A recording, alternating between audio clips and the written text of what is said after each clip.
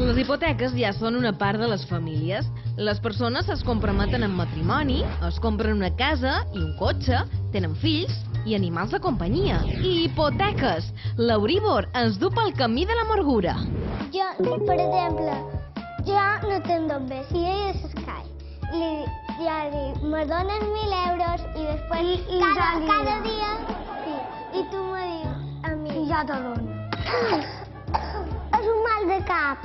Són els dobbers que deus quan te fas una casa o te compres un cotxe i no te basten els dobbers, si demanes dobbers a qualcú, tens una hipoteca.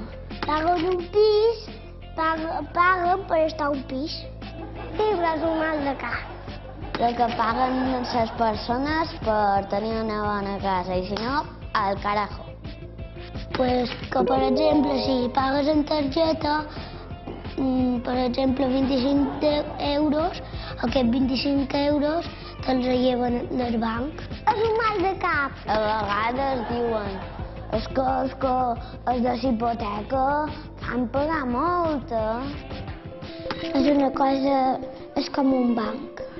És un mal de cap. Sí, però té que tenir diners per tenir una casa, perquè si no pagues hipoteca te quedes sense casa. Els dels bancs són dolents.